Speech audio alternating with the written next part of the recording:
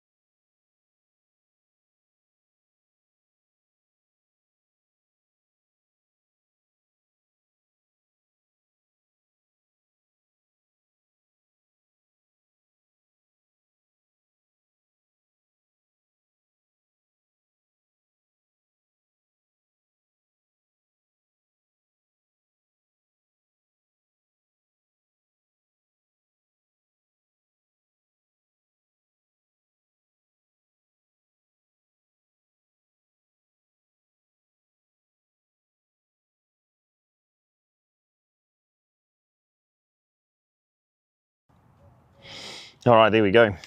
Following on, good morning, welcome along. It is the FFP live show here. I'm going to give you a bit of a info what's going on. Going for a bit of a walk down Old Kite Beach. Today's show, we're going to be talking about a couple of different things. One, the main thing we're going to talk about is sleep, but also we're going to talk about the upcoming live streams that are going to happen over the weekend, a couple of running events, Saturday and Sunday, also today live shows, and we are reaching out to people to get involved as presenters to help with the live coverage that's taking place here in the UAE this year. So something we're launching is to get more people into sports, knowing about activities and what's happening. So what perfect place to do and come down here where the water is, where everyone's out getting active. As always, if you have any comments, questions, put them in the comment section and share, and we'll try and put up as many as we can on here as well, whether it be through the live or through the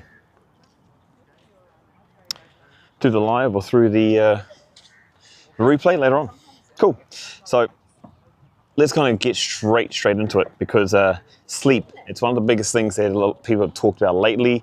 It's one of those things that people don't get enough of, especially with today's world. Everyone's kind of more into, like, it's a rush. You've got to get your work done, you got to make money, and so you everyone's in this rat race that's going on. So let's talk about those ones. Let's get on those ones. So the first tip, waking up at the same time every single day. That's tip number one. Now, my first question to you is, are you someone that wakes up at the same time every single day, including the weekend? Do you wake up in the weekends at the same time? So for example, for me, 6 o'clock in the morning, or around about 6 o'clock in the morning, I'll wake up. Now, why is this important? Get your body into a routine, and your body loves patterns. Your brain loves patterns, your body loves patterns, and when you wake up at the same time, it gets used to the pattern or the routine of waking up. Okay, and it comes down to a chemical side of things as well. The biggest kind of thing behind it is that we go into a routine. That's one thing, all right? So your body used to getting up. Even when you're tired, you still should get up at the same time. The chemical side of it is controlled in waking up because of the melatonin release. Now, to make it, I'm trying to make this technical, because I'm not the biggest expert in this space or in this field, but it's you know, melatonin basically like a countdown clock. You're 12 to 16 hours before you're going to go back to sleep. So one of the first things you should do when you wake up and you see the light, right? And the light, that's the response to the brain. It's time to get up, it's time to move. Okay, and then from that time, the clock starts ticking. The release, and you got about 12 or 16 hours. And if you go to bed, you wake up at the same time, then you're timing yourself to fall asleep at the same time as well. So your body gets used to that clock. Let me just change to here for a second. It's like it allows your body to shut down and go through a system later on throughout the day. So that's why it's very important. So pick a wake up time. Pick something that's real, that you're used to doing, or something more like the ideal world that you want to be in. Example being, if you're in that ideal world, then, like with me, waking up at 6, or actually waking up at 5:30, I'd enjoy more, to be fair. So waking up at that time, get up, go through the routine, and I've always got more energy every single day. Even if I sleep later, I always wake up around 6 o'clock and just have more energy to do stuff. So yeah. When you're going to sleep, so the environment around you is really important. So in this case, a cooler bedroom. So if you can get yourself into a cooler space, now 18 to 20 degrees, that's the kind of ideal. Right, you don't want to be shivering. I know people have been in those situations, but a cold environment helps you to sleep better, puts you into a deeper sleep. It lowers the core body temperature. All right. Warmer rooms usually mean shallower sleep, and there's stress on the body. So it means lifted cortisol in the body, and so you want to be able to relax, and the cool helps your body relax. Now, too cold means your body's got to work to keep it warm. And so there's stress on the body. So a cool temperature around 18 degrees. All right, you should not be waking up sweaty or even clammy. Basically, keeping it cool is the way to go. Another good way to actually, on that point, just got my notes as well, is having a hot shower. So have a hot shower before you jump into a cool room. That helps to relax the body, and obviously sets that cooler temperature as well for a deeper night's sleep. Have you tried this before? Let us know. Put in the comment section. Dark rooms. Dark rooms tip number 3. So a dark room, obviously, there's lights going around that stimulates the mind, the body, and there's too much light going on. Right? Light means it's time to wake up. Okay, but you want to make the room as dark as possible. That means any little light sneaking under the door or through past the curtains, like you want to make sure that that is covered up. Like cover up those light sources, make it as dark as possible. I know some people like to have like the eye patches on, but it can be discomfort for some people. So ideally, if you can create the room, make it darker, go for those ways. And just a little distraction, I want to give you guys a look at the view out here, which is super sick.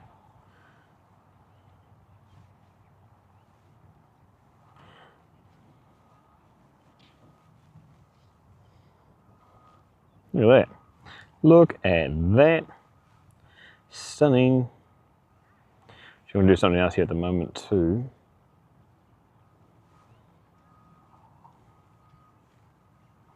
Just going to make a quick change.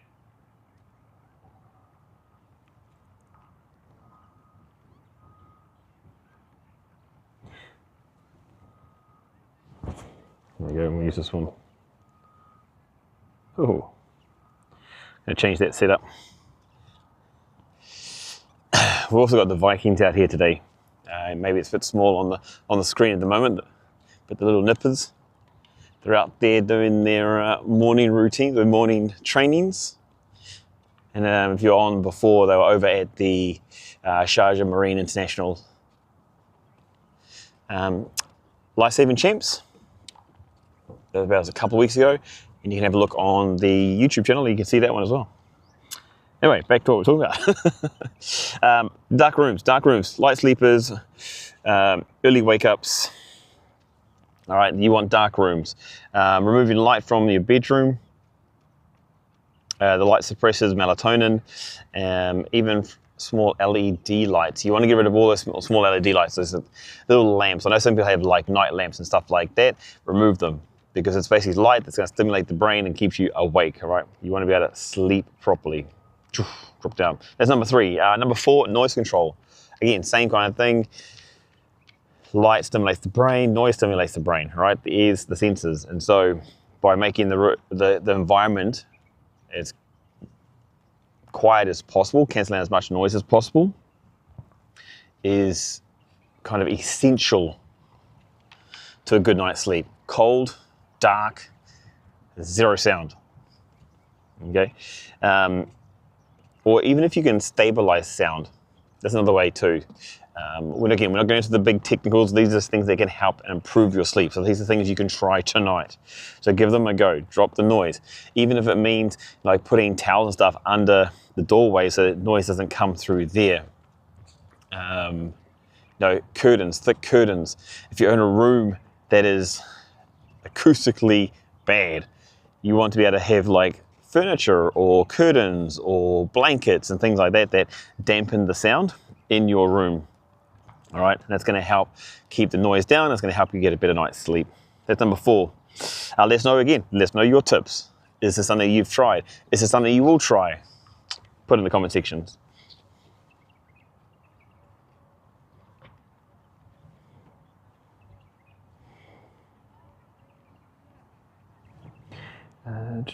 Okay, number 5. Now, it kind of relates to the light. Phone's out of the bed or out of the bedroom. Now, this is always one that you should stop using your phone like 60 to 90 minutes before you go to sleep. Again, light stimulates the brain. So when you're looking at screens, it's just basically your mind stimulated, your mind's doing things, your mind's thinking, and at the time of sleep, your body wants to relax, your mind wants to relax. Okay, so by turning your phone off, it gives your body and mind, the brain, time to wind down, right? It's to take away the stimulus before you go to sleep. So keep your phones out of the bed, keep your phones away. Even tablets, I know people like to read on tablets these days, but even removing those from the environment will help just let your brain relax a little bit more. Try it, okay? Just give that one a go. I think it's a really good one to use. Phone out, cool. And that kind of includes like TV as well. Like if you're watching TV before you go to bed, just before you go to sleep, again, what happens? You're thinking about what's happening on the show, what took place and stuff like that. Although I used to be in a place where I used to fall asleep while watching TV, and that was a bit of a crazy one as well. So, but that's the one to go. Number 6, so we've got 3 more. 6 is have a wind down routine. All right, so if you wind down, for example, a good thing to have is a warm shower, a hot shower, a warm drink. That also suppresses hunger, all right, and get into a comfortable space, whether it's just kind of relaxing, chilling, yoga, something like that. Just to be able to try and loosen up the body, relax the body before you get into it.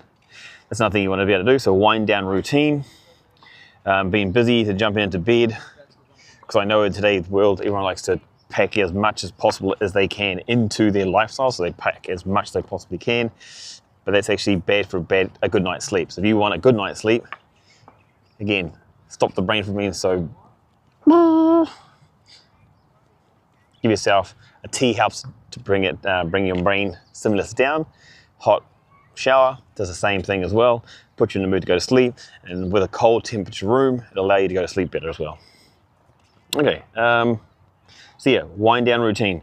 Same routine, same 30 minute routine, even if it's an hour routine, put that one into your lifestyle. 2 more. This one's probably one you've heard a lot of. It's to do with food. This is caffeine particularly. So caffeine, cut out caffeine early. So cut away from any like teas or coffees. Obviously any drinks is not good for you either.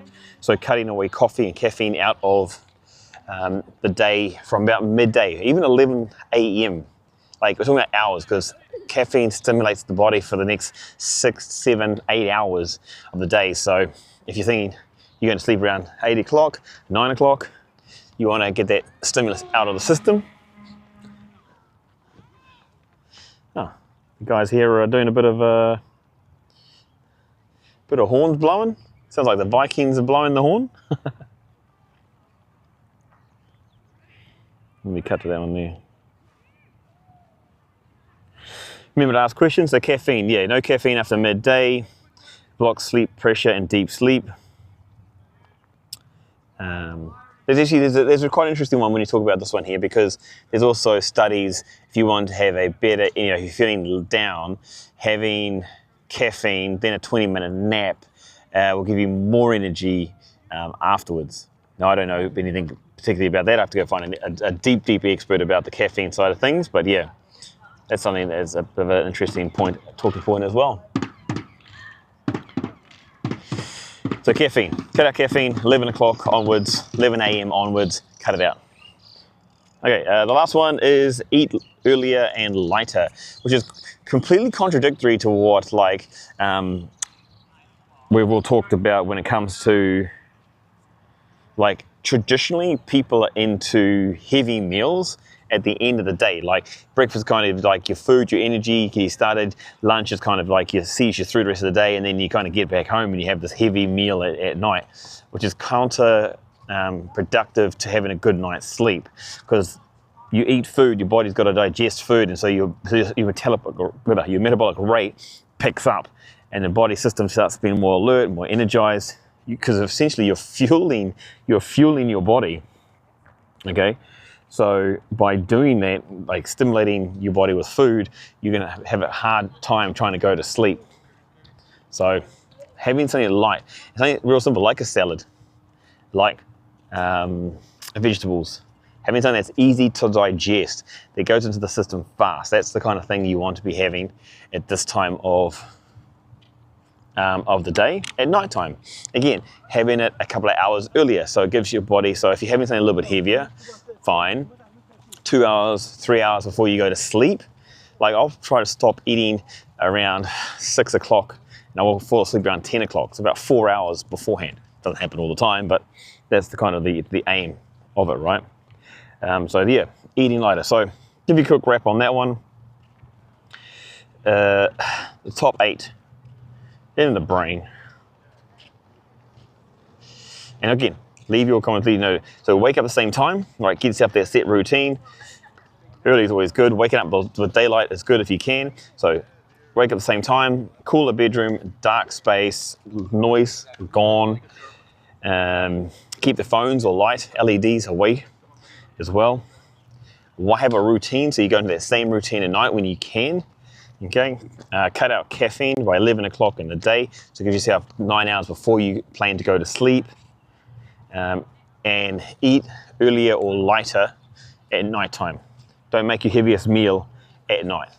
Okay, those are the 8 tips, practical advice that you can do to get a better night's sleep. Let us know what you think. Those something you've tried, are those something you're going to try, and let us know if you do try them. Let us know how it affects your sleep as well. Hey, so moving on a little bit from here, talk about this weekend. This weekend we've got the Hood to Coast, which we're going to live stream tomorrow morning. The race starts around 6 o'clock in the morning, and so we're going to be live from about 5:30 in the morning as we kind of just talk to people about how they've prepped, what they've done to get ready for this race. It's a 100-kilometer relay race across our Mamoom desert. Prize giving's at 6 o'clock. So it's 100 kilometers, so expect people to take anywhere from 10 to 12 hours. Now it is a relay, so it can be faster. Like it's not an individual doing 100 kilometers. So it's going to be it'll be a quick race in comparative, or a quick 100 kilometers. Most people should be around that 10-hour mark. So leaving at 6, finishing around 4 or 3:30 is when we're kind of expecting the winning team. Maybe earlier, we'll find out. We'll see what's then. So that's Hood to Coast, that's on Saturday. And then on Sunday, we've got the Quain half marathon. So the half marathon at Quain, Vida Resort, that's where it starts, finishes. And it's a 21K race. That one, the elites start at, I believe it's 6:30. We'll be live from around 6 o'clock in the morning. again, it's a bunch of elites, and then the open runners, the ones that are doing the half, they'll leave about 15 minutes later, okay, around the track. So yeah, lots of live streams, which is really cool. So that's something we want to be bringing out. I'm bringing on some presenters to help out, so you don't have to just listen to me, you should listen to other people as well, which is cool.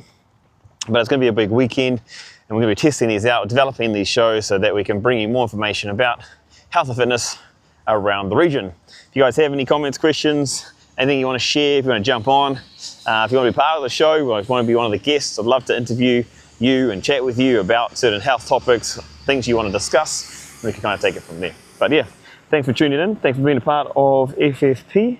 Always a pleasure. Always a quick 20 minutes in the morning just to get your body stimulated, your mind going and moving forward. See you on the next show.